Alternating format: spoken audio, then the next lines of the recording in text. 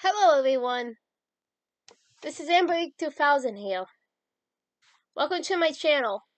Well, I play a variety of games and do narrations for fanfics. I'm really hoping you enjoy my content. If you do, make sure to comment below, leave a like, and subscribe with the notifications on. Right, until next time, this is AmberAnkNA. Welcome to my channel. So, hi! Hello everyone, and welcome to Death Flow, Chapter 7, Shade of Truth. Now. I don't damn know! The one responded with his office phone up to his ear, extremely frustrated. A softened gesture to his face. She's here right now, though. I say we let her back in to do her job. I'll make sure she meets with you afterward. Wes, she's a smart kid. So get the job done. He paused and gazed over at Master Jefferson. Fine. Bye. Damn it. Goddamn Weston. The forger was thankful that the man she now knew was named Jack because of an annoying voice message didn't close the door behind them as they entered his office.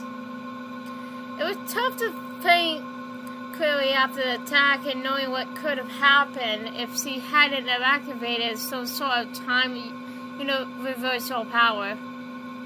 He felt memory of a butterfly and the prisoner had crossed her mind as he rewound to nearly 10 minutes prior.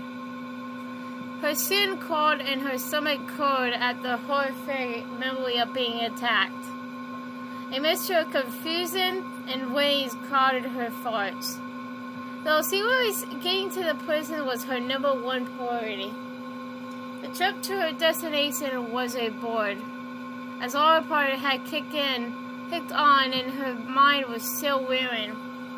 When she arrived, Max was immediately escorted through the labyrinth-like halls into the wood-paneled office in the back.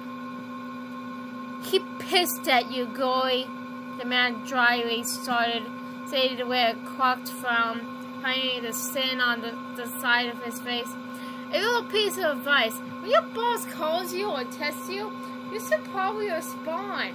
I'm not saying you being eager to is a bad thing, but he calls the shots for your job. Kids don't understand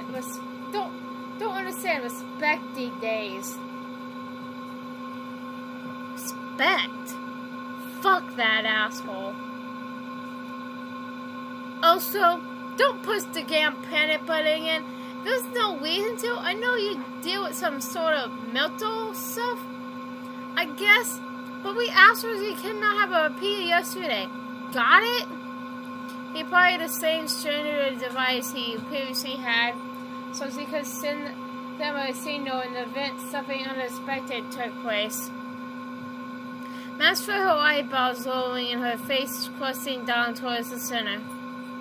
Her fists were balled and her jaw clenched extra tightly, her teeth forcefully pressing in on one another. Sure. She managed to gobble out, though she didn't feel like talking to anyone who associated with that misogynistic, abusive jerk. With so much recent media attention surrounding power abuse and it being the 25th century, it blew Max's mind that assholes like Weston still did this shit, thinking it was no big deal. God damn it. I just could tell someone. He deserves to be punished. You okay, Max? The man seemed generally concerned about her well-being, was slightly settled the photograph's anger. After releasing her muscles and allowing herself to calm down a bit, masked for her resentment drifting. Sure, she was going to forget about what that monster tried to do to her, but she had more important matters to deal with. But first, because it wasn't like she could exactly tell anybody what went down. She went on time, and the entire thing never even really happened.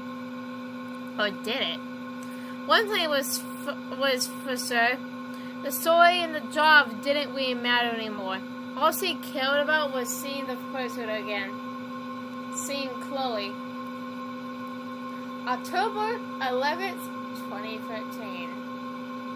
The sensation of falling was nearly overwhelming as the girl and her butterfly companion plummeted at its horrifying weight. The rapidities of the descent caused Chloe's chin to be pressed upward like jumping from an airplane. Eyes wide with a fierce intensity. The only sight that confirmed she was still among the living came from the illuminating halo that engulfed the insect, who was seemingly in the same predicament. So grabbed the butterfly was with her, as it helped her just keep her sanity intact while seemingly falling for an endless amount of time. Suddenly an idea passed through her shattered mind, gripping on and taking wheel. Chloe's arms and legs were extended, torso facing downward in the direction she felt like she was falling. After a shift of her weight and a jerking motion from her legs upward, her body moved from a horizontal position to a vertical one. Feet now facing downward like a pencil popped on the table. Sliding on the eraser end, the girl realized she wasn't falling any longer. She didn't even know if she ever really had been. When an evolving understanding of her situation, Chloe willed a false service to inform beneath her. All of the time travel and photo jumping she witnessed and experienced the past week informed the girl that everything she thought she knew about the universe in reality could be tossed out the window. Wherever she was, she had a small degree of control over what she was perceiving. Is this some sort of space between time? Chloe hypothesized aloud to no one in particular. But she noticed her words were more than likely spoken to an insect, she grinned to herself. Her butterfly friend fluttered up and perched on her shoulder, glowing brightly once dreaming as if confirming the answer to the goal question. With a gasp of the situation bothering, Chloe noticed translucent columns of what appeared to be running water beginning to take shape all around her in east to western. It was as if an endless hallway lined with these circling pillars slowly faded into sight. She compared it to how it felt when she walked into a darkened room after being outside in the midday sun. It took several moments for her eyes to adjust, but once they did, she was astonished by what she saw. Holy shit! The maid's girl instantaneously called out. The spiral-like saucers were neither water nor were they simply columns. She turned to look at the one to her immediate left and witnessed herself driving her truck. At first, it seemed like a typical trip she might have taken at any point. For watching this version of herself for several moments, she noticed the girl had a sleeve tattoo on her left arm, while the right arm was bare. Damn, I almost decided to get my left arm tacked and said, guess I know I made the right decision. She raised one eyebrow and looked over the insect silhouette on her shoulder. Get it, dude? Wait, this isn't? My C-chat is on my right arm. Shit. Never mind. I'm trying to make a pun to a damn butterfly. Her new friend bited and then dimmed again in several quick pulses. Chloe turned left, then right, quickly analyzing the hallway. Then abruptly decided which direction to go. She witnessed dozens of versions of herself that raised so slightly to largely different from the reality she knew to be hers. They all seemed to have a classic sort of property about them, except for one in the distance. It wasn't the brightest and wasn't the most vivid, but it was the perfect shade of truth. She didn't understand how she knew it, but this was one specific window into a particular universe was her universe, and she recognized that her mask would be there as well. She suddenly recalled the last moment she spent with her little hipster, and it saddened her heart. Max had been faced with an impossible decision, and Chloe knew her best friend was about to choose her over a KGB. In her mind, she felt her life wasn't worth the lives of potentially hundreds or thousands of others. She didn't want to be the reason that her mother and so many others would die. So she made the case for Max to go back and let her go. Chloe wasn't sure if she could live with herself if her partner in time decided to choose the opposite. Like a bus propelling into her after speeding down a hill, it dawned on Chloe that Max might not be able to live with herself either if she had to witness the murder again. But this time, without rewinding, she showed me time and time again. That's all that mattered to me. With me gone, would nothing matter then? It would suck ass not being able to steal this shit with anyone. She sounded backseat crazy. She tried to swing her time travel power. Fuck! I gotta get her back. The comment behind the one she knew was hers simmered brightly, drawing her attention. The butterfly on her shoulder took flight and saw towards that particular one. When it made contact with what appeared to be a thin layer surface, it rippled, undulated, and the insect was transported into the scene. Chloe reached out in an attempt to catch her recently departed companion, and her hands struck inside as well. A vacuum like an unknown force pulled at her, nearly sucking her inside. Shit! No! Not this one! Chloe dug her heels in and reached out for her reality with the offset hand. Both universes were suddenly attempting to force her inside simultaneously. The girl's consciousness sought through to both, saddling both back and forth between the two. In a split second, Chloe could see a version of herself standing over a man with G19 pointed downward towards the back of his head. What she was seeing appeared to have a more plastic-like capability than the reality she belonged. For Weasel, for Max, for all the other girls, you fucking monster. She was abruptly whisked away, and what she was recognized changed to a first-person point of view. It became her that was physically holding the gun, and she could feel her trigger finger inching inward on the steel. Compressing the actuator mechanism, trying to move her finger and drop the gun, Chloe felt powerless. It was like being behind the wheel of her truck, yet no matter what she did, it refused to respond to her commands. She was a passenger, and all she could do was watch. No! Shit! Chloe grew, swimming around, trying to pull herself out and back towards her own reality. As soon as she heard the gunshot, her mind twisted out and in the western of her own universe.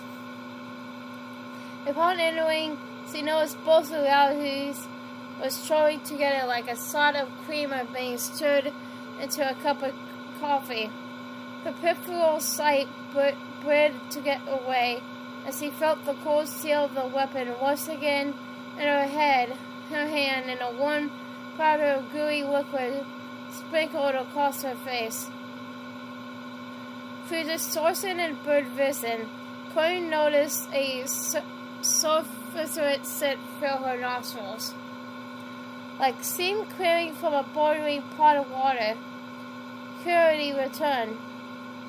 The plastic-like features of what once seemed to be a distant, improbable reality were no longer present. And she knew that meant one thing.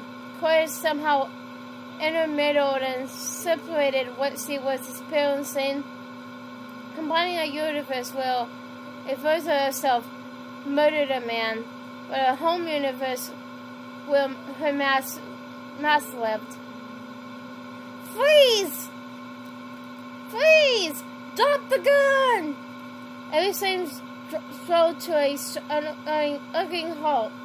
Call as Chloe watched men in a police universe tried in and around her, forming a semicircle with weapons drawn. She grazed down the lace of her arms and stopping her standing gaze at the very end. Vipers from the clock still twisted upward from the barrel. When her outstretched arm and hand trembled in place. Past the gun and on the floor, the lifeless face of Mark Jefferson, eyes and mouth permanently frozen open, sailed towards the wall behind her with a sundering look of terror forever captured by the moment of death. From what Mask told her, it felt like some sort of prophetic justice had taken place. As she understood the gravity of her own situation.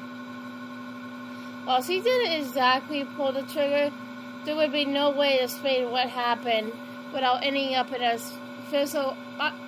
psychological war, which didn't actually sound too bad in comparison to where she figured she might go otherwise.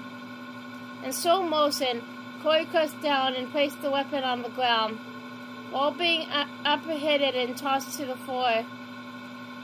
The girl's thoughts were of her best friend. She needed to find Mask and make sure she was okay. It was all that mattered. In her current situation, she had no clue where to start.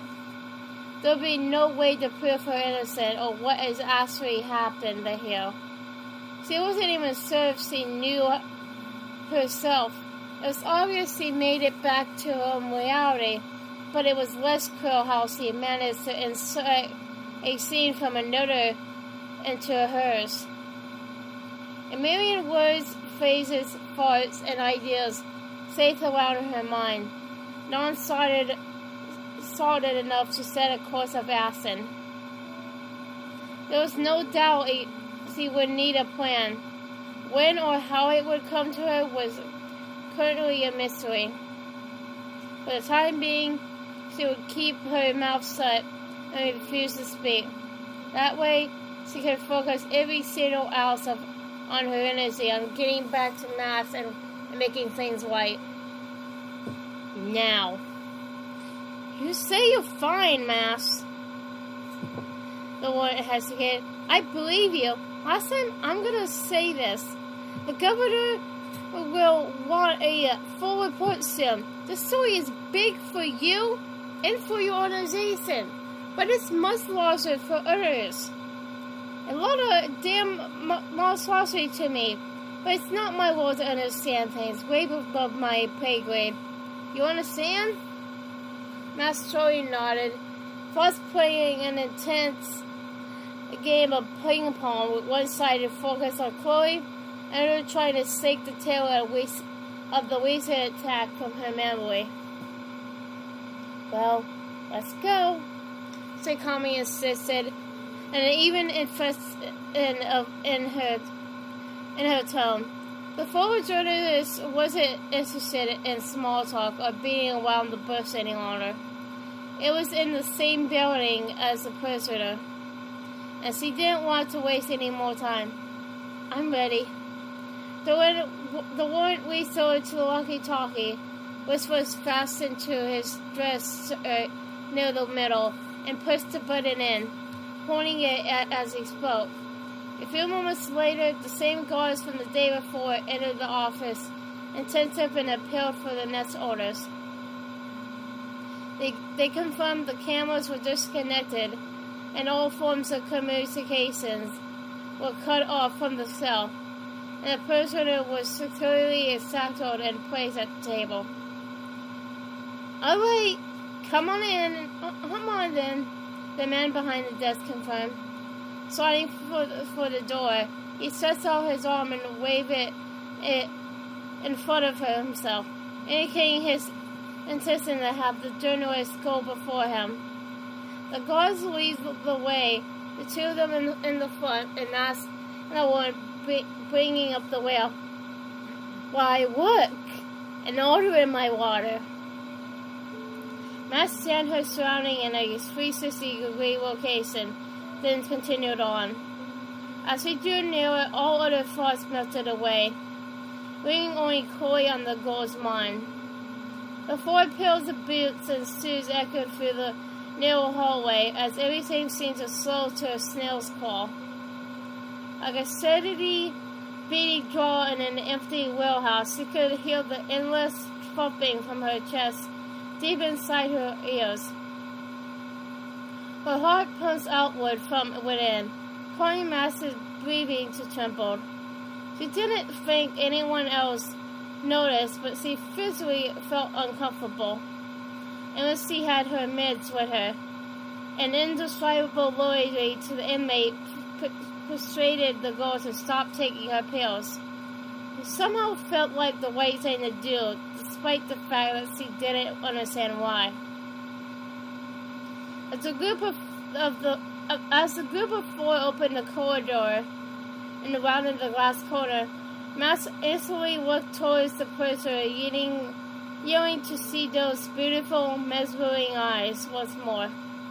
Just as she hoped, Chloe's gaze was beaming in her direction, creating an almost perceptible line trail between the girls, connecting somewhere in the middle, like a downpour on the car's windshield. Everything except the girl in the jail cell lost from sight, missing to an unnoticed gray hue. She's so beautiful. Those eyes. Is she smiling at me? Suddenly she felt her movement abruptly stop, pressing into the guard in front of her, thumping both herself and the broad-shouldered man to the ground. It was like she had been floating for the last several seconds, and all awareness of her surroundings were lost to the hot-water aura of the prisoner's presence. "Lost it, girl!" The guard huffed from the floor beside her. He quickly stood to his feet, straightened his uniform, and then helped Mass up as well. "Shit, I'm so sorry. As she was stumbling around with her words, Mass realized she heard laughter coming from the cell, so she didn't get a chance to finish her apology. It was a tiny chuckle or a laugh that the inmate was trying to hold back. She chuckled like it was the funniest thing she had ever seen in her life. Well, I be goddamn," Florent gasped. I never even seen that girl smile. The light tone in his voice sounded pleasant and hopeful, and like his triple goal infection. Mass remembered that the man spent years around Chloe, and this was probably the most he ever heard from her. When falling to the floor, Mass had broken eye contact with the girl shackled to the table, and haven't looked back her way since. The power of darkness was a little silly, not in a bad way, more like exciting and new. She felt as if she was on a voyage of discovery, and she couldn't wait to continue exploring the unknown depths. Despite the dimly lit room, Max noticed smears of the faces of all three men. Laughter that hard and genuine was usually infectious, and this instant was no expectation. The pursuer continued for a few more moments, finally subsiding to a low birth giggle. The visitor was pleased the L was much light to illuminate her face. The warmth of her cheeks would no doubt be visible otherwise. Guess we're making progress, Jane. He spoke to himself. The man in charge stepped to the cell door and inserted his key, twisting it and grasping a bar with opposite hand. It creaked open as rusted metal rubbed together, and spots and old hisses rotated with sharp, irritated clumps. Too bad she's gonna be dead soon. He trailed off, stepping Mass back into the stairway to such a horribly sobering reminder of Chloe's predicament. I gotta get her out of here, out of there. But how? Maybe if I could use that wing line somehow. The prisoners later motioned for the group to get back on track and make their way into the cell. Once inside, Max sat and suited it to the table while gazing upward, obviously avoiding eye contact until the men departed. They locked the two girls inside the cell and then proceeded to stroll back down the corridor. After the heavy door at the end of the hallway slammed shut, Max rolled her eyes and lined them up once again with the convicted murderer. A mystifying electric torment pickled down Max's arms and legs, creating tiny group bumps, and she was sure this was exactly where she was meant to be. How was your night? Apparently, Chloe wasn't finished laughing. A solid smile then whipped up to a nail hip circle. Mass, the girl spoke between laugh. That was amazing. You ran that damn guy over. You badass. The photograph slightly reached her arm backwards and touched the back of her head with her palm. Yeah, I'm an idiot. No, dude, you're not. Almost like flipping off a light switch, Chloe became more focused into it. You're the smartest, most amazeballs girl I ever met. The room rapidly strayed, then returned to normal. I keep having these night, I guess, memories since I was assigned this case. They keep sort of popping up. They I don't know. I hear your voice or imagine an image, but it fades away. Oh yeah? The pursuer impulsively questioned, a broad spark widening on her face. Anything specific you want to say, Master? Well, what do you make of the phase and auto in my water? No sooner than she heard the words leave her lips, a chain-up girl directly in front of her burst out laughing again. This time her giggles were accompanied by her hand monstrosely raising, then sliding the table over and over again. Do you think that's funny? Max asked, puzzled and a little flustered. I do, Doc. It's fucking hilarious. Your memories of us couldn't be contained forever. No damn way. They're coming out, and I'm excited as it. Never breaking eye contact. Must say that laser focus. Chloe, we were in love with each other. I know it sounds ridiculous, but I never felt the same way you're making me feel. I don't remember much about KB or our time together. The inmate responded, "In love, you say?" A goofy grin stressing her cheeks upward. It was stupid. I'm sorry I brought it up. Max rolled her head and eyes then stared at the table, strained by the question. I could have asked anything else. I should have asked anything else. I'm sorry I started with that. Why would I think you would love me? You're a fool. Jeez, Mass. Chloe began, stretching out her arms as far as her face would allow. Fingertips barely grazing the finisher's chin. You're doing great. Have some confidence, and we get through this. I promise. Enjoying the mid-legged sensation sparked by her cellmate's trust, Max looked back up, gazing into the girl's eyes once again. I don't know how, but I'm getting you out of here. I swear. I'm not too sure about the past, but I do know one thing. I want you in my future. Chloe grinned again, playfully rolling her eyes. It's good to know you're still a group, Caulfield. Reality suddenly trembled. You're really sweet. Oh man, I was really groupie. I like it. That's because you're a group. Holy shit. Chloe, that was the day your father... She paused, eye widening as she continued to stare at the prisoner. Mass, are you okay?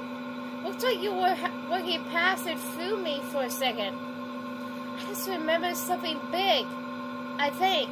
We were together that day, weren't we?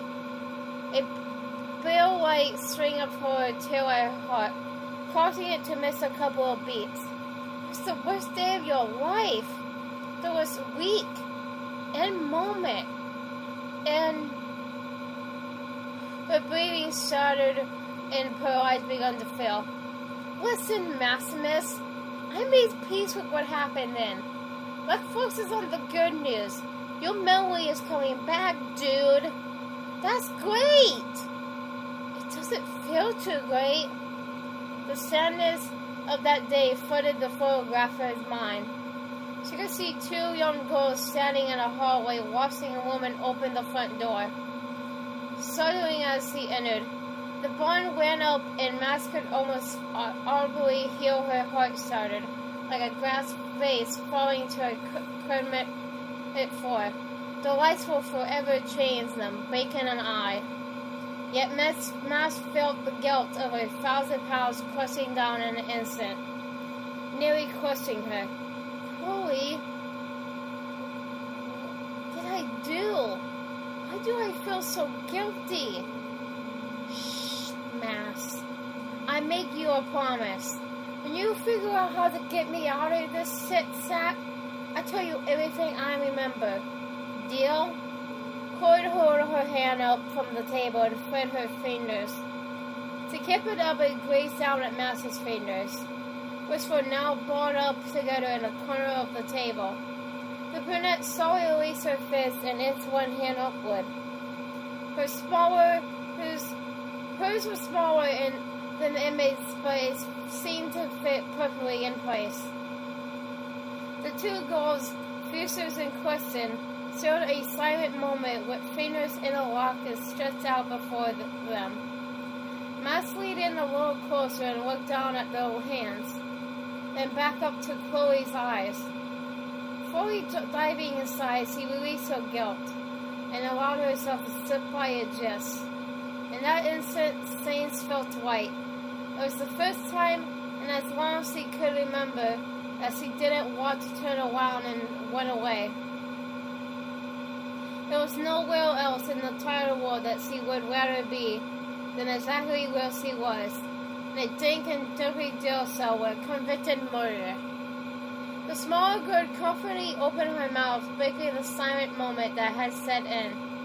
A tiny smile, beginning to curl the corners of her lips.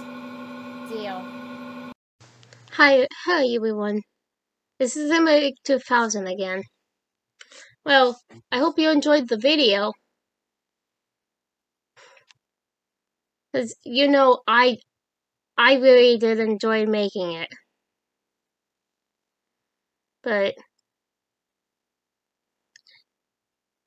So I hope you enjoyed it. Comment, like, and subscribe with the notifications on down below. Till next time, bye!